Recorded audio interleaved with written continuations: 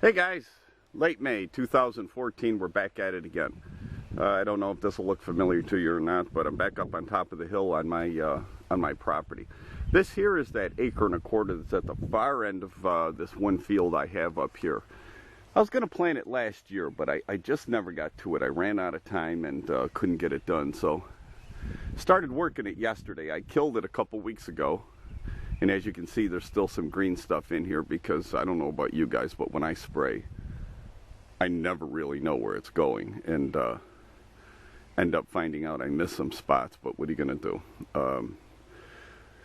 So I just started disking, and I've got a lot of work to do yet with the disc to get this thing ready and hopefully get it planted this weekend. This is that plot right next door. Last year I did that video where I had the sunflowers and peas and beans and all that stuff in here, but I'm going to put Alfa Rack in here from Whitetail Institute. Alfalfa, clover, chicory. I'm going to give this a shot. This is about 1.25 acres. I limed it up last fall, and well, as I said, I killed it a couple weeks ago, so I'm going to beat the hell out of it with the disc today and hopefully get this thing ready to go, and I'll get back to you and show you the progress, hopefully. Well, a few hours later and the disking is done. I don't know if this looks any different to you guys, but trust me, it's different. A lot better than it was. I'm going to drag this out. I'm going to roll it. The reason I'm going to roll it is I'm putting that Alfa Rack in here. It's got alfalfa, clover, chicory in it. If you've done it before, you know those seeds are really small, and you don't want to throw them on soil that's this loose and then run a cultipacker or some kind of a roller over it, because those seeds are going to get lost. They'll be too deep, they'll never germinate. So I'm going to pack this thing. Okay, one day later and I'm back. I've got my fertilizer all set, and as you can see, this is what I'm planting this year in this plot, and this calls for 624-24 fertilizer, which I was lucky enough to find, and it's the same source I always use. I don't know where you guys get your fertilizer, but we still have an Agway around here. There's not many of them left, but the Agway over in Holland Pat in New York, Doug over there he's got the fertilizer, everything I need year after year, so I buy it all there. Now, this seed right here, if you guys have done clover and that kind of stuff in the past, you know those seeds are tiny. They're really, really small. So when I spread this stuff, I use this little hand crank jobby right here. I've got right there, I've got one of those ones you hang over your neck. It's got a bag and then a broadcast wheel on the bottom. You see guys on TV using them all the time, and they work good, but I like this thing better. I've planted, I don't know how many acres with that little thing, and I love it because I can tell exactly where the seed is going. And when you're paying this much for seed, and you've got seeds that small, man, I want to know exactly where they're going. I don't dare put them into this bigger spreader. And this thing right here, by the way, it holds, I don't know, 150 or 180 pounds. I've had this thing forever. I don't even know who the hell makes it. But I'm going to pound it until, there's no name on it. I got the paperwork at home, but I've broken stuff on it over the years. Broke an axle on it a couple years ago. Got a hold of the company. They sold me a new axle for $4.25. I'm still laughing about it, but this thing just keeps on going, and so I'm going to pound it until it's finally dead. I use that for fertilizer and stuff, because the fertilizer, I just buzz around and let it fly. But when it comes to the actual seed, I'm a lot more careful with it, because it's too expensive, and I don't want it going anywhere except where it's supposed to go. So, well, we got another nice day, and I got a lot of work here. I've got to drag this, and here's something I want you to just keep in mind. You can see how loose this soil is right here, and I've got to pack this down. Right here is where my tractor's gone over, and you can see the difference. You throw those little seeds into this kind of stuff, and it's going to disappear. These seeds have almost got to be laying on top after you roll it, and then roll it again, because they'll disappear in this stuff, and they're never going to germinate. So when you're planting stuff like this, just be careful with it. Make sure when it comes time to throw it on the ground that you're not letting it get buried an inch deep or something, because that will not work. Okay, time to get to work. Well, here we are. I just finished this up. Fertilized, seed, and it's packed. Now, as I mentioned earlier, this is the first time this sod has been worked in I don't know how many years.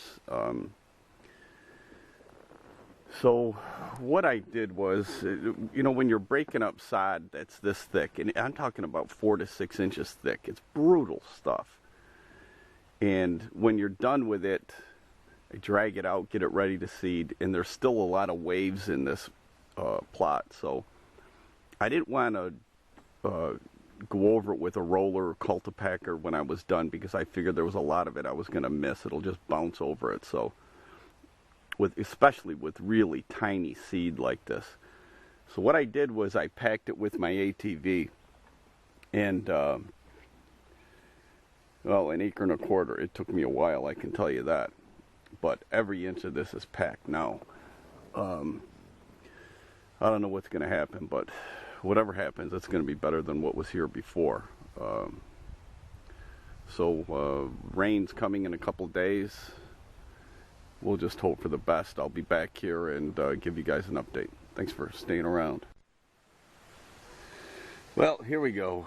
It's been a while since I've been back here.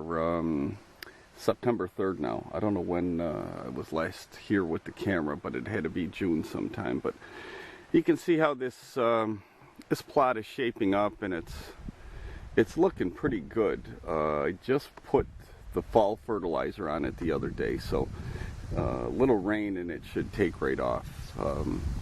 It's been a good plot. There's been deer in here this summer. And all that good stuff. A couple things that I'll tell you, I think I mentioned earlier, it's the first time I've ever planted this stuff. A couple things I learned, things to keep in mind. I bought this seed mix thinking there was a lot of alfalfa in it. A little clover, a little chicory. Well, my experience is this, and I've done this several times with different seed blends.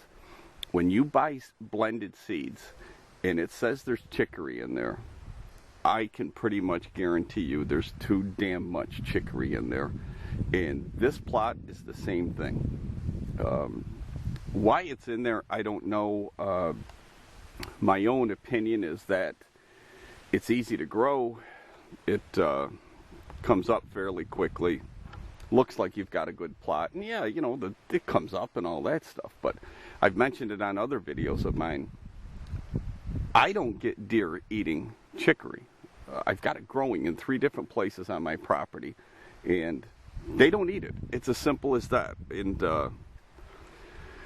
so I've got a plot that's got a shitload of chicory in it, and I'm not really happy about that. But it's got quite a bit of clover, and it's got some alfalfa. I'll tell you this, if you walked through and looked, you would say that chicory is the dominant plant here, followed by clover, and then alfalfa, which I thought it was going to be the opposite of that, but what are you going to do? I've mowed it 3 times this year.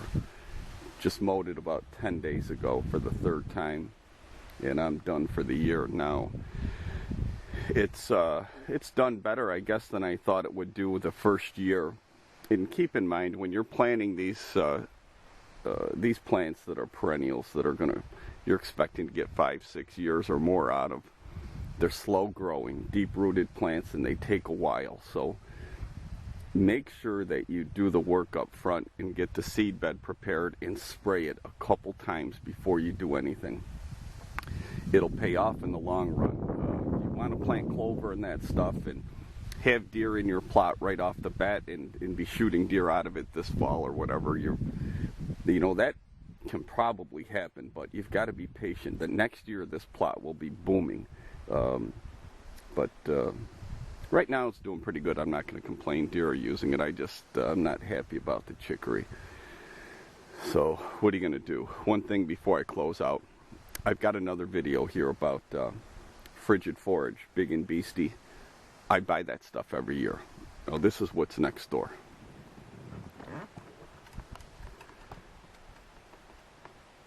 That's big and beastie. That's 16 plus inches tall.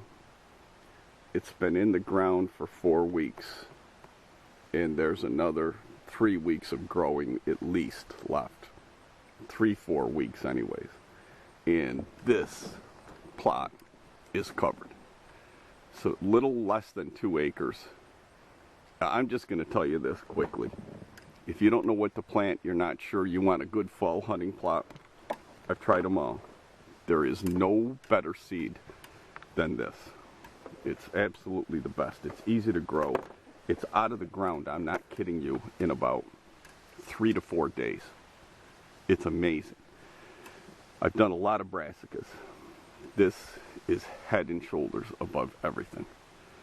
Well, anyways, I hope this was somewhat informative. It's might be a stretch, I don't know, but if nothing else, this is my experience with Alfa Rack, and I'm planning on getting quite a few years out of this, and hopefully feeding a lot of deer. Hey, thanks for tuning in. I appreciate you taking the time, and good luck to you.